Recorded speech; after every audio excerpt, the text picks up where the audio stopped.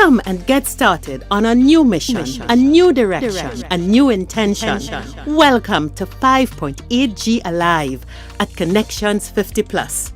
I am Terri-Ann Joseph Brathwaite. And I am Jennifer Gibbons-Joseph, catering to all your prospects in the third act of life. Economic well-being, social gratification, personal fulfillment. Join us on Wednesday at 6 p.m.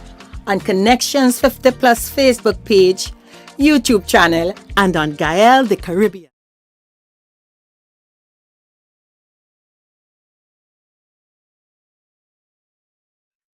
Welcome, hello, good afternoon, everyone. Welcome to 5.8G Alive. It is Wednesday, it is the 9th of March, and we onto the first quarter of the year, almost done. Hello, I am Terri-Ann Joseph Brathwaite, one of the co-creators of Connections 50 Plus. Happy to be here, and as usual with me. Hi, good evening, everyone. And I am Jennifer Gibbons-Joseph, the other co-creator of Connections 50 Plus. Welcome to our 5.8G Alive show. Great. Jennifer, I love your flowers behind you. Your anthuriums. Thank you. It makes so much difference to me. I love having flowers in the house. Yeah. Great. And you know, today, Jennifer, we continue. We're on the theme of reflections because we remember people. We told you we have to move on. We did our vision board. Everything we do is continued and continual and connected. And last week we noted you got to know a whole lot more about Jan and myself. We exposed some more about us. And Terri-Ann, I got a lot of feedback about that. Some saying, yes, Jennifer, I know that sounds just like you. Others saying, I didn't know that about you. I have a friend who knows me very well, and we talk about this euphemistic attic. And I live in an attic, and I like to be in my attic by myself. That's how I know I introvert, no matter what people say. And he said, hey, you're bringing people in the attic, man, you're making progress. I love that. And my point was, I didn't bring anybody in the attic. I described the attic to people. Nobody coming in my attic. You know, they know not to come. They want to come, but I don't invite people into my attic. I like to be solitary. But the point is that it is so important for us, if we are to have meaningful lives going forward, to make sure we know and understand each other. And last week we noted that it was the beginning of Lent. Yeah. What's the beginning of Lent? That 40-day period of reflection, and for so many cycles, so many things. 40 is a number of cycles, preparation and stuff like that. And we thought today that we would take a deep dive into Lent, both of us being Roman Catholic and Roman Catholic Church, together with Anglicans, Episcopalians, and Methodists are the Christian denominations that really focus on Lent. Yeah. And we take a deep dive and chat with a special friend about how we see this period. So Jennifer, what do you think about what we're doing today? I love it because I am one who observe Lent. I see Lent, this period, as a time to really, as we talk about self-reflection, to look at my spiritual life, because I totally believe that to deal with any challenge, we need to strengthen ourselves a little more and to continue. But also, we need to set aside time to focus, to keep that focus. Set aside time to say, well, you know what? Let's see, what is it? You know, you question yourself. Am I doing the things that I should do? Is this bringing me any peace of mind? Because I'm all about the peace of mind. Am I really making a difference to other people's lives? You know, things like that. So for me, Lent, I take this time as an opportunity to reflect, go within, see the things that I should not do again, let me put it that way, and what I should do now. So yeah, it is a significant time for me to do that self-reflection. Yeah. Okay, so without much ado, let's get into being in tune and let's have that conversation with our special guest. Enjoy. Yes. Hi, as mentioned, we have the special guest, Coreen Jones-Robinson, and we're going to be chatting with Coreen. Now, this is Lenten season, and we told you all that. And we, as Catholics, normally we celebrate Lent. And we thought it would be really nice for Coreen to share with us, as I would say, Coreen, a devout Catholic, to share with us, you know, tell the audience a bit more about Lenten and how we observe the Lenten season. Okay, thank you, Jenny and Terry, for having me. This is really an exciting season for the whole Christian world.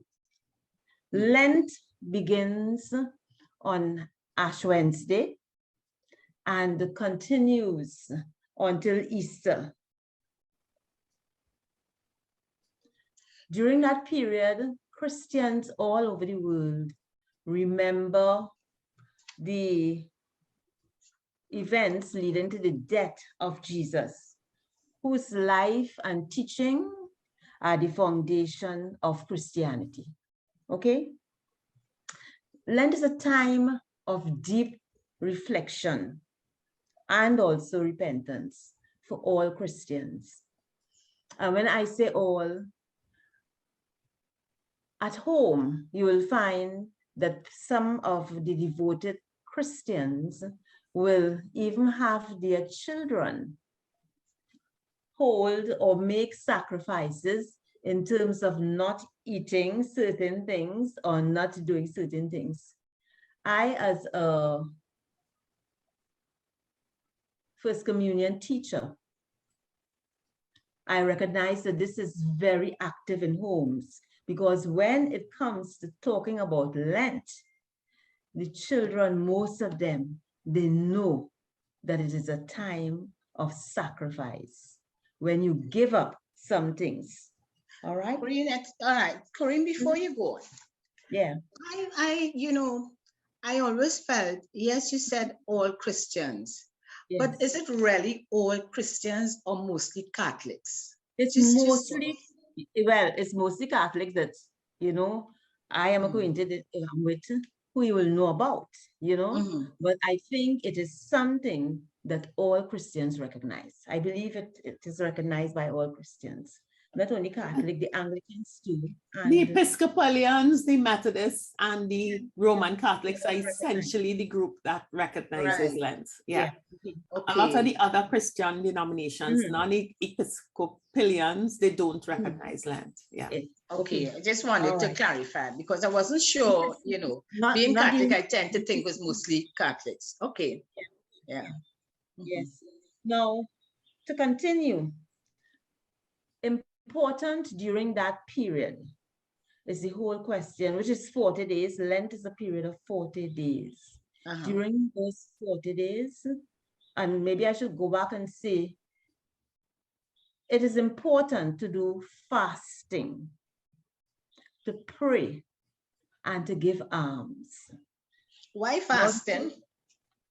Fasting, because it's you want to detach yourself from the world. And when we talk about fasting, Jenny, we are not talking about just food, but you fast from looking at the television. You fast from going online, you know. These are things that could be distractions from you getting deeper into spirituality, into yourself, your whole being. So you fast from, or keep away from, or reduce the amount of time you spend on television, maybe just talking on the phone, liming, maybe buying clothes. You So know? it's indulgences. Yes. Well, you can call them that. Mhm. Okay. And the purpose really is so that you detach yourself from the world and you try to enter into the spirit that is within you and to encourage God to be there with you. You will recognize that in churches, especially Catholic churches, you see a difference. Yes. Not all of them, but many of them will cover their statues. Now, when I was growing up, I used to wonder, because I go on pilgrimages with my mom, why are they doing that? You know, why are they closing it up? But they really want us to focus on what is within us and the God that is here among us. Okay? So it is like what I call, you're blocking out all the noise. You're blocking out all the things that will normally Distract. You know, all the negatives that come in towards you. But in addition to that, you're removing all the and I use it distractions. Yeah. Yes. Yes. So yes. to allow you to focus on your Yes. spirituality, to focus on God. Yes. And to It's become very well said. Okay.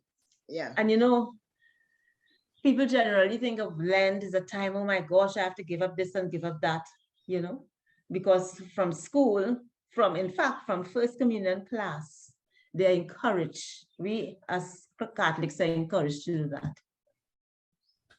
But the Archbishop, I don't know if you would have seen the special issue of the Catholic News. I haven't read it. Has to this period. Oh, okay. But he talked about getting excited about the Lent, you know? Right. And really, when you read his article, you want to get excited about it because it allows you in this time when there is so much pain. Think about Ukraine, because he did make mention of the issue there. It allows you to block out some of the negative that is reality, because it is reality, to block out some of that negative and to try to get solace from Jesus. Okay. You know, okay. So yes, Lent is really a time of an excited time. It could become an excited time if you really want to focus. And the Catholic Church, in so many ways, each parish is trying to encourage as many as possible to participate in this Lent. So you will find in the different parishes, there are Lenten retreats. Right. They may have retreats. In fact, in all the parishes, there are Lenten retreats. They may have retreats, particularly for the teenagers. They will always have retreats for the rest of the congregation. And you will find too that people who normally will not go to church, they find themselves in church. So attendance is higher in churches at this point in time, because people recognize that it is a special time. Now, 40 days, they talk about Lent being a period of 40 days. You wanted to say something, Jenny? No, because just to interject here, when you mention that Lent, that the Catholic Church, and you reference what the Archbishop said about Lent is a time we should be all excited and in spite of what is happening. In chatting with Terri-Ann earlier before you came on, and Terri-Ann was sharing too her views in terms of how she viewed this time of Lent, more in terms of being excited. So I just brought in that so Terri-Ann could share too her thoughts on that. Yes, I have a view of Lent. Most and we are all Roman Catholics, and I suppose it just highlights difference. I remember as a child always having a problem with the concentration on leading to Good Friday and the crucifixion and death, when I think the real highlight for my sense of Christianity and Lent is preparing for that resurrection and coming out of a tomb. So I've always looked at the period, the 40-day period, as one of discipline. You know, it's almost, and I may be committing a sacrilege here. You see the excitement you have for Christmas. The Advent period is another preparation period, because something great and different is going to happen. And the thing about it, Christ used his 40 days in the desert to prepare for his ministry to change the world and do something very, very different. And so I look at the period of Lent with prayer, with thanksgiving, and with fasting, but I've always had that sense of excitement and anticipation, not seeing Good Friday and the crucifixion as, oh my God, sorrow, but with that anticipation of Sunday and resurrection right after it. And sometimes I seem a bit off from my my parish in that I go to, yes, this is the period where, much like us on the third act stage, you're starting something completely different, completely new. And in this 40-day period of disciplined reflection, prayer, almsgiving, and fast, it is not to, as some will say, self-flagellate. And yes, there is suffering happened, but it happened for a good. And very often we know that nothing good comes just like that. So I think that's my juxtaposition, and I did review the Archbishop's position, and I was so happy that he took that view, because I think many people think that a lot of us Christians, and especially as Roman Catholics, because Lent could become a very depressing time, because there's so much taken away, there's so much that you give up. But we forget that it is also to enjoy that removal of the stone from the tomb and the resurrection and all that comes with it. So that the period of fasting and almsgiving is a sort of a purification. And I like that view that the Archbishop has taken. Oh, yes. And I think many people look forward to Lent, to be able to fast, to give up something, especially at this time when there's so much darkness, there's so much negative, you know. You want to see how you can make a difference to you, because, okay, for instance, I feel sometimes, oh my gosh, I listen to the television, what's happening in Ukraine, and I know many people are in tears just looking at it. So it's like there's darkness that is getting into you around it again. And the Archbishop made mention of both of them, both Ukraine, and the amount of darkness we have in terms of the murders and so on. So I think that Lent gives us the opportunity. Yes, we recognize that these things are real, but at the same time, what can we do to strengthen ourselves spiritually? To remove some of that darkness. And it is symbolic, the whole question of giving up. Most people will give up food. Okay, I'm not going to have KFC, or I won't have macaroni pie, and so on. But it's more than giving up food. It's really giving up, and what you give up, the proceeds, let's say, or all right, you're not cooking meat for the whole of Lent. That used to be very popular. The money that you would have spent on meat, you see that part you call almsgiving? I think, Terri-Ann, it falls at the side. But we really should give up and take the proceeds and give it, because there's so many people in need. In addition to that, there is so much I'm giving up, and it is really very selfish. So I'm giving up this, and I'm giving up sweets, and I'm giving up this, but it's out of vanity. And I absolutely agree with you, because what you give of yourself you link it back to almsgiving. And then there that's is also the view of, I don't have to give up, I can start. So people think I can give up of resources, but there are three things. There's time, treasure, and talent. Okay. Yes. So I can give time like that, to something. Yes.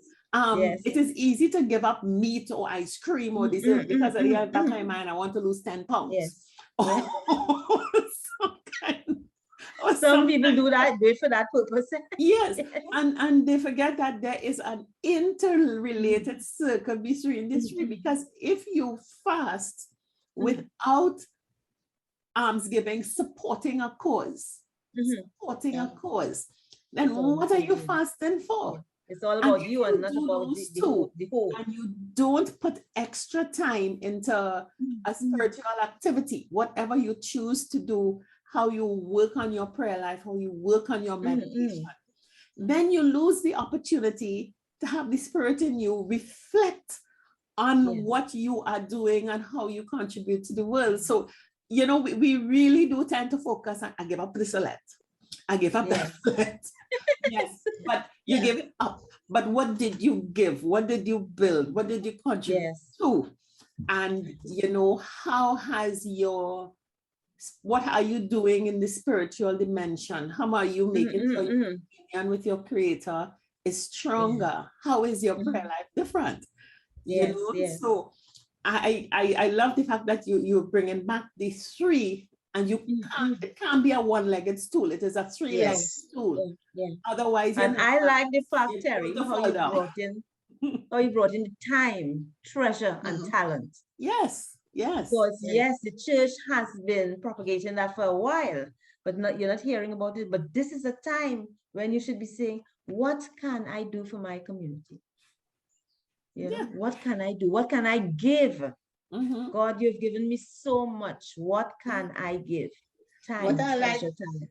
What I like to add here to this is that not just I like the start, and Terri-Ann mentioned it.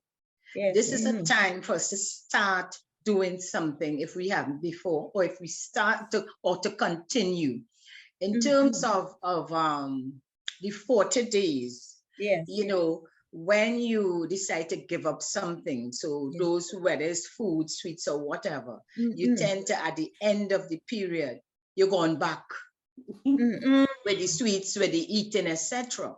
This is a time when we're focusing on the giving, when we're focusing on the almsgiving and being charitable, etc. I believe if you start at the end of the 40 days, it should not be where you stop. No. It is now you have changed. This is what you would continue to do. So we could look at what it is we're going to start with, in terms, of course, the given, what is, like Terri-Ann said, what is your time, etc. Whichever one that we want to, this is not what we're going to do, because we want to make that difference to us too. It will help in terms of how you feel, how you think.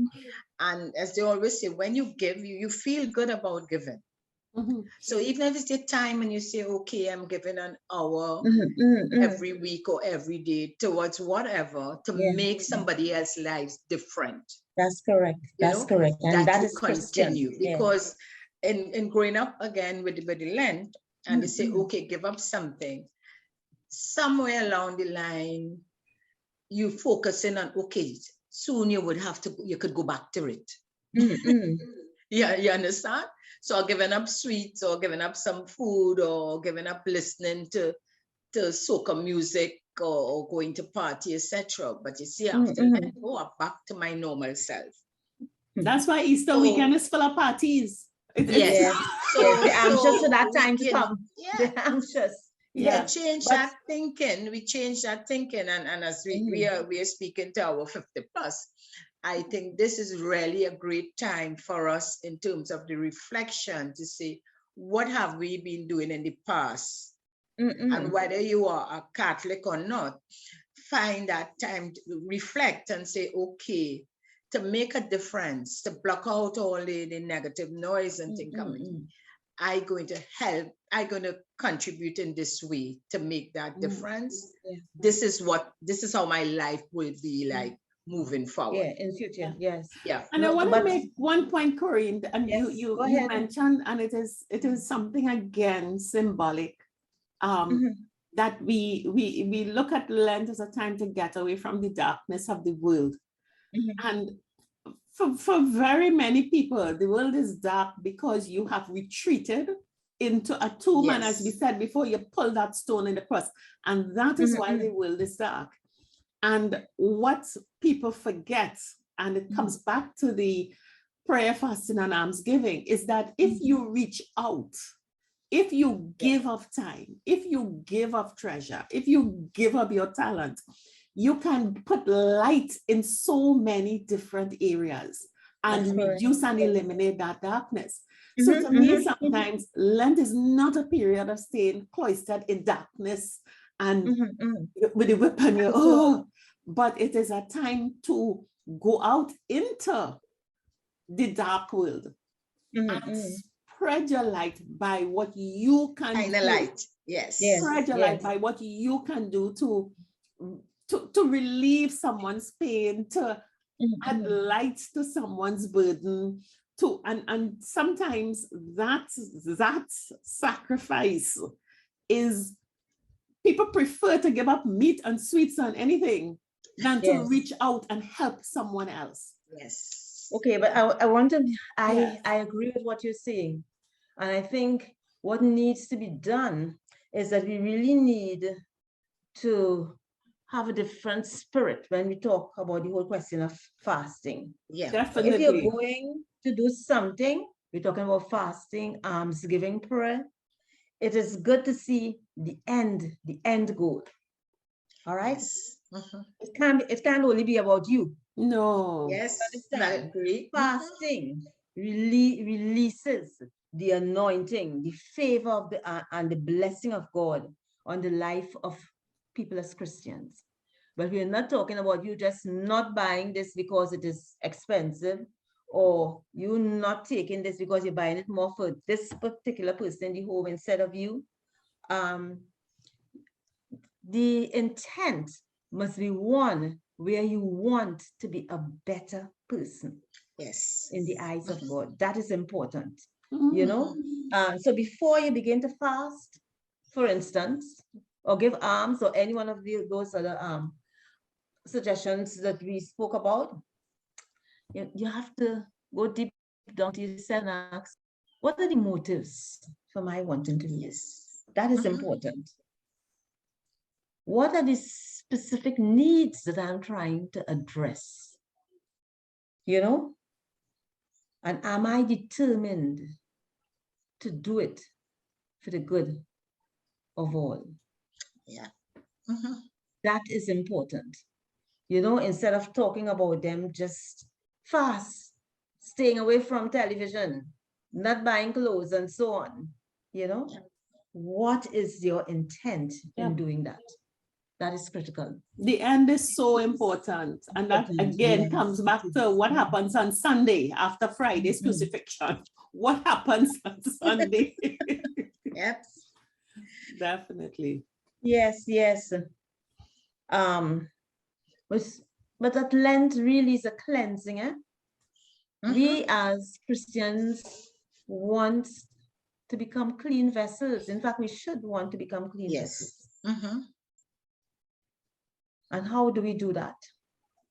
We can't just sit by ourselves and decide that this is what we're doing. It's always good to have support in your plans. So you have a buddy, like a buddy system, where you have someone who's checking on you and you're checking on them to make sure that what you have planned, which should be for the spiritual good, is being achieved.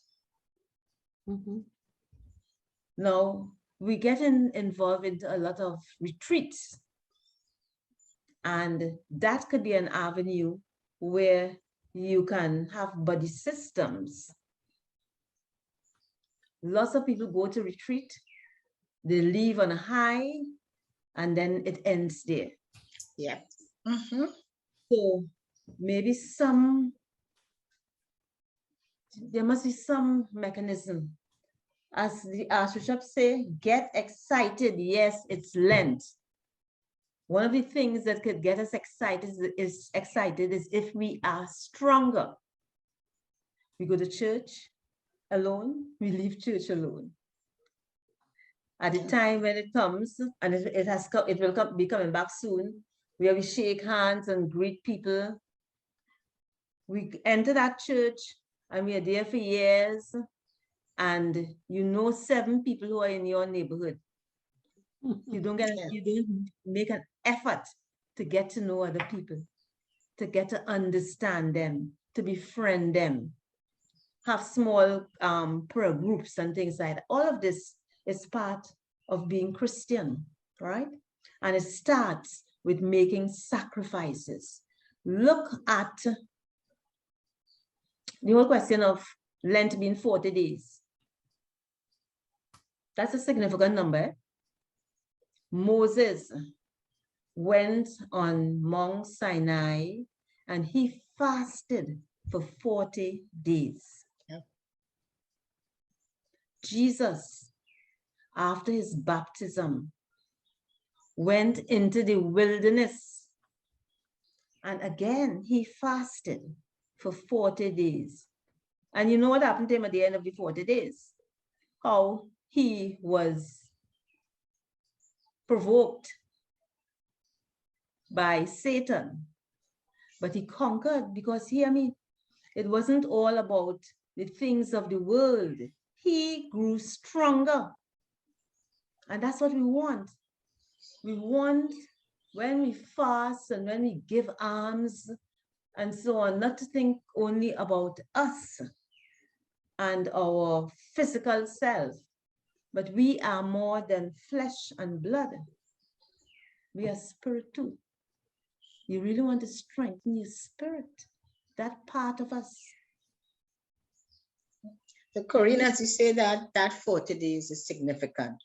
I am thinking to tie it in, you know, when, and this is just going off a little bit, when you get these different challenges, whether it's this is for weight loss. Yes. They give you a challenge and they say, you know, after that, that it becomes a habit, yes. You know, and you will continue. So you said that 40 days, I'm thinking if we have to link it, and if the decision is to whichever decision you make to help, yeah, that you make a commitment, at least you're doing it for 40 days. With the aim that after the 40 days it will strengthen you, so it will be easy for you, it will become a habit. Yes, yes. And you would continue. So I am thinking seriously, I never thought of it like that.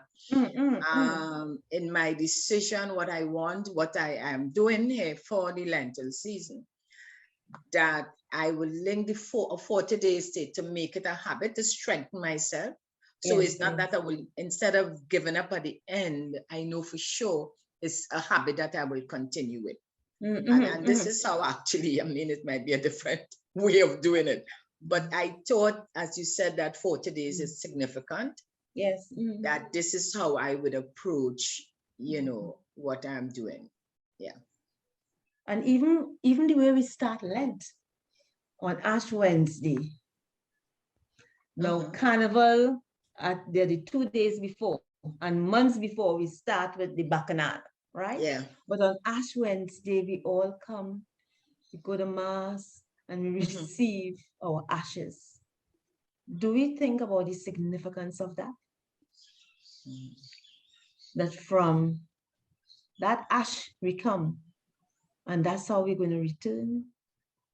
But our spirit will be alive, while our bodies will turn to ashes. Ash Wednesday is a significant day. And I know the priests in their homily try to bring that home. But I wonder how many of us keep that in mind, that this body, this flesh, will one day turn to ashes. Somehow, Coreen, I feel, and I'm thinking from me, you know, growing up with the belief, I always look at ashes as like this is the start of sacrifice. This is the start of suffering. And the ashes meant that, again, going back to a dark period. And not in the way how you put it there, that is very significant in terms of the ashes reminding you that, hey, your body at the end of the day, it goes to ashes. Yeah. And during Lent, when you're tempted, okay, so you decide that you're not having chicken or whatever it is, but you're tempted because your friend who is sitting on the desk next to you comes at her lunch and that chicken smells so nice. But you know, it is an opportunity also to grow. The temptation is an opportunity to grow, to say no to it. Just like Jesus said no to Satan 3 times, despite how you know, excited the offers were, because he was strong. Fasting is important. It allows us, should allow us to go beyond just thinking about the food, but in terms of our values. We know what is good for us and what isn't. We also know what feels good, but is not good. You know? So it helps us to make strong decisions. So we really strengthen our bottom line here too. We strengthen ourselves with prayers, with being, you know, not being selfish, but in terms of helping others, learning to, because when, and I'm saying this in growing up too, when you hear fasting, you're thinking of food, only food, giving up food. And you clear that up, and it's not just about food, because I was thinking, and I think I was sharing that too in talking to Terri-Ann early on, in that at this stage in life, the 50 plus, the 60, somewhere along the line, like your body, for me, it may not, because I know I have a friend, the other religion, that she's Muslim, and when she fasts, even that, and she's the same age with me. But something, I don't know if it's my mind or something, if I say fast, by the time one day, at the end of that day, and it all depends on how you choose to fast, because some do, you know, the 66, some drink water, you know, depending on the type of fast. But to me, somehow, whichever one I choose, like at the end of the day, my body is tired, something in it. Weak. So I think you talk about strength, and I'm thinking now whether it is really a mind thing and feeling like I'm too old to fast, which should not be, because as I said, I have a girlfriend who is Muslim, she does a fasting. So I as chatting here, I'm gonna relook at that. Something tells me it's a mind thing, and I need to look at maybe a different way. And this, I'm dealing here with the food aspect. The food aspect, okay. I'm good. Right. I'm very good with any other time and all that. But with the food, I'm thinking, because to me that would really, it could be something I can look at in strengthening my mind. Let me put it that way. Because the strengthening of my mind, which will help too in terms of the warding off any other distractions, you know. Okay. Yeah. And the Archbishop, this is really an exciting article. Get excited. After reading it, I really felt excited. One of the things that he said was, this year, embrace Lent with great joy and connect to its inner dynamics with an open heart and a deep desire for God. Yeah. Because sometimes you just think about the physical thing, but a deep desire for God. I think that is important. Who alone can transform our hearts. So the spiritual aspect of it is so important. Like when I talk to First Communion candidates, they can tell me, yes, miss, I am fasting from X, Y, and Z, which is generally things to eat. And what they have included in this information age is using the computer. Yeah. Try to instill in them. Bring God into it. Yeah. Bring Jesus into it. Because that is critical. That's what Lent is all about. Great. Yeah. Right. So Terri-Ann, this is what Lent is all about. And Coreen, I mean, even you'll believe at this stage in my life, being a Catholic all my life and following Lent, that I should know it all. But you really mention certain things you have said that have me, would have me doing more reflection, looking at the way I fast, looking at that, how important that 40 days is. That to me, that stand out a lot for me. And this is really, this is for us a time for self-reflection. And, in our audience, we have many who may not be Christians or Catholics, but the information shared about strengthening yourself, etc. is, I'm hoping that they see it as very important for themselves too. Yes, Yeah. Beautiful. Beautiful. So at this stage, Terri-Ann, we thank Coreen. Definitely. Yes. I mean, it's good to have pleasure so was many mine. different aspects of how we approach Lent. And I think you've really gone into the traditional spiritual view of how Lent is celebrated.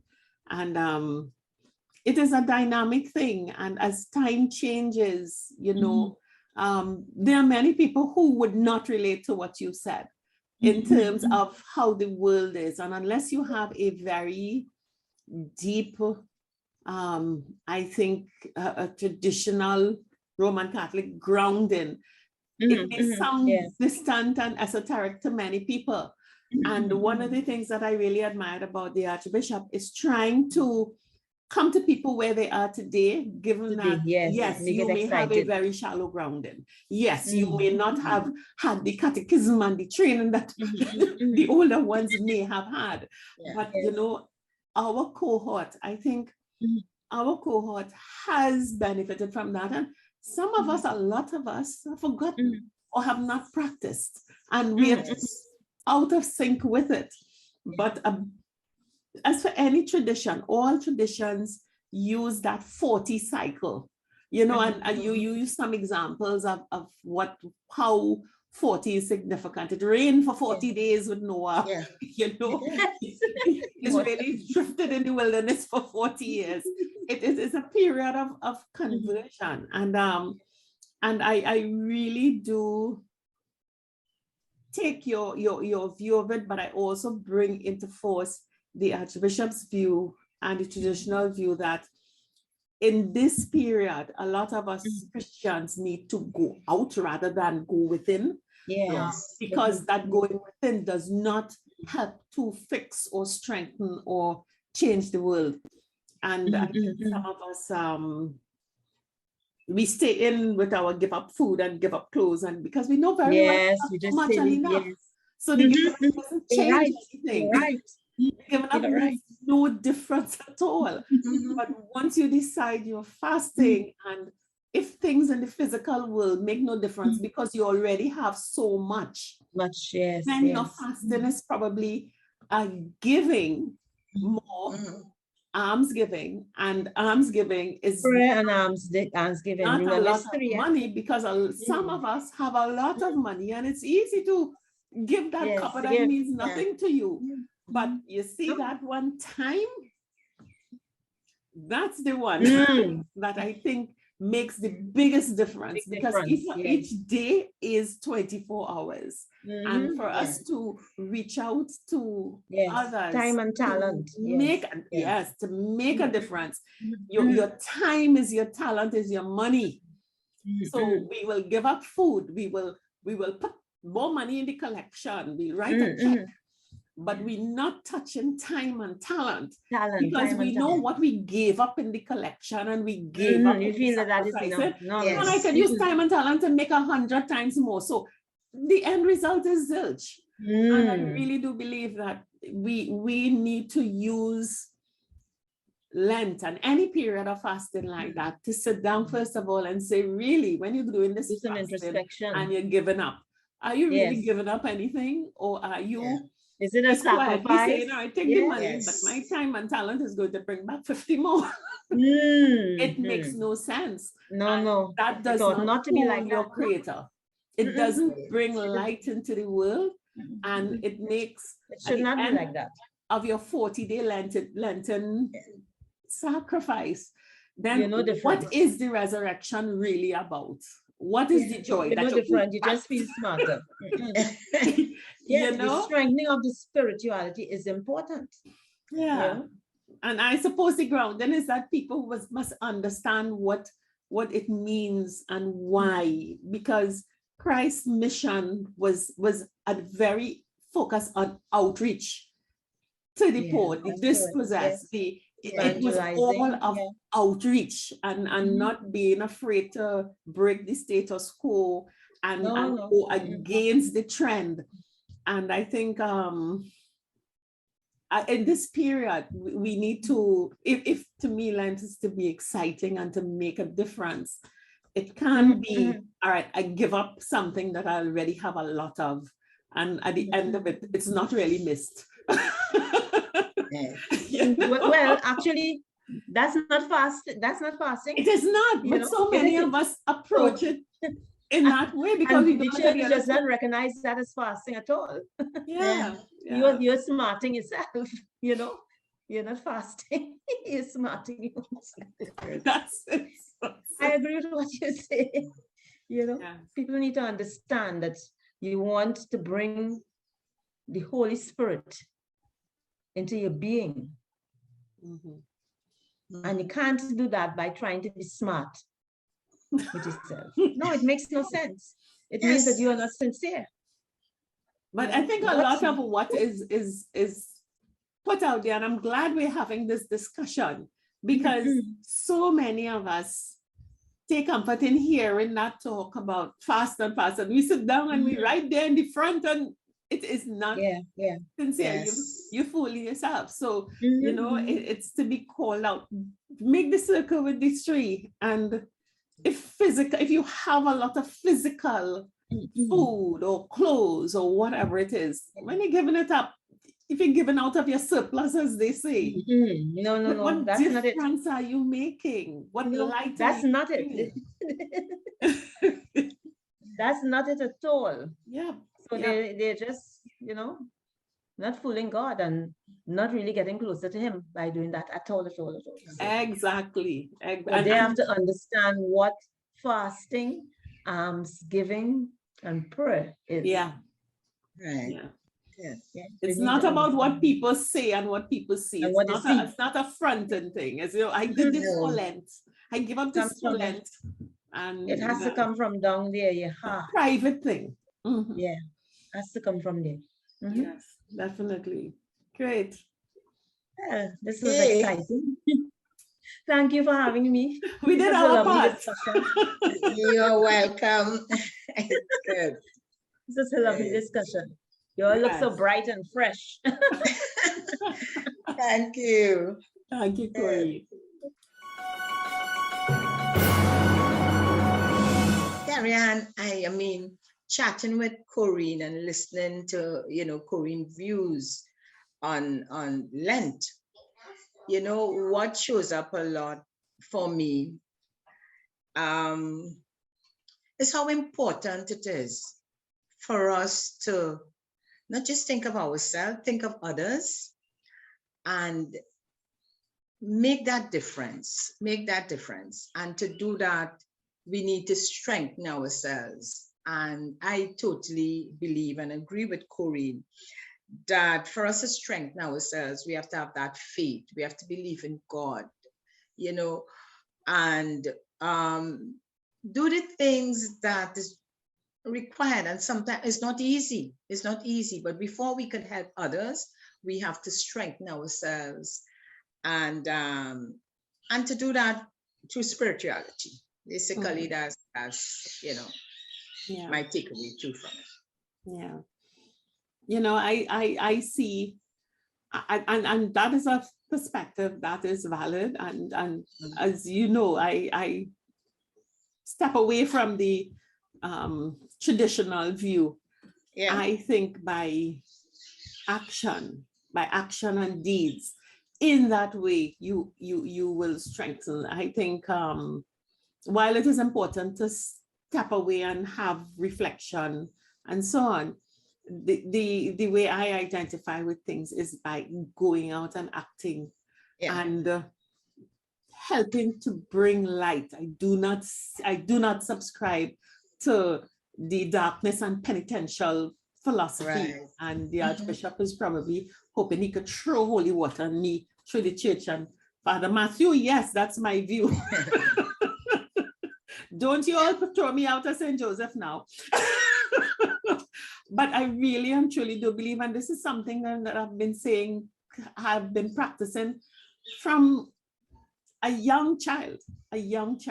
Always. I remember going on pilgrimages with my grandmother and looking at all these people in the bus, and they all sound as though they're moaning and groaning. And I'm saying, but why are they sounding so miserable and unhappy?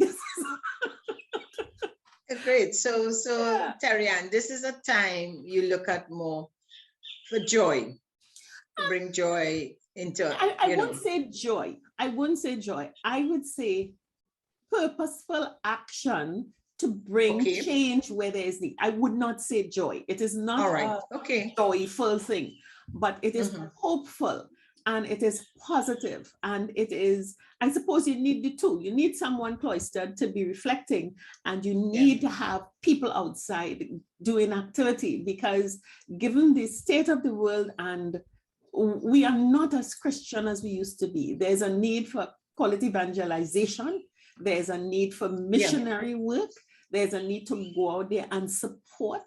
And it has to be an active thing. I don't think everyone can be inside cloistered. I think a lot of us need to, as we said, use our time and our talent to go out there and act, to bring forth the change and get ready for Easter, which is where Lent is heading to. I think we spend too much time at the foot of the cross in despair, and that doesn't help us. So I think we've got a good balance. Yes. in terms of because Christ himself knew he was getting off that cross in 3 days. So we need to get up and get on. So, but this was a fun discussion, a really fun. It's important for us to have these conversations and different, topics. And I really enjoy that conversation with Coreen. Great. So we are saying that we hope that you all had a good time, and please join us in the conversation. And Jennifer, we always say our YouTubers and our Facebook people, we know you're there looking on and listening, but you don't like, you're shy, you don't like to talk. And Terri-Ann, before we sign off, yesterday was International Women's Day. So I just want to, hope everything went well. But again, this is a celebration that we should continue, with our thinking. So I wish all women outside there who working hard, those who are not working hard, to everybody, it's about togetherness. It's about, having one, and I think I had a team here, and the team was what? Gender equality today for sustainable tomorrow. And most of the time, when we celebrate International Women's Day, it's about gender equality. But here at Connections, we deal with both men and women. but There for is gender International equality Women's here. Day. There is gender equality here. Yes, so we talk about it. So all the best to everyone, and we say at the stages bye. Okay. Great. See you next week. Don't forget to like us, subscribe, and if you're on Facebook, follow. Gaia And share. viewers, go online, go onto YouTube, go onto our channel, subscribe and like, go onto our Facebook page, follow us, and let's join the conversation. Have a Great. productive Lent. Use your time, talent, and treasure to make the world better. Okay. All right. Bye. Okay, bye. 50 Plus Tribe and follow us from Trinidad and Tobago and the Caribbean. Thank you for joining us on this Connections 50 Plus 5.8G Alive show. We hope you enjoyed the lively conversation and look forward to seeing you next week.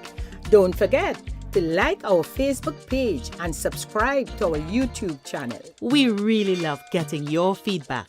Bye for now.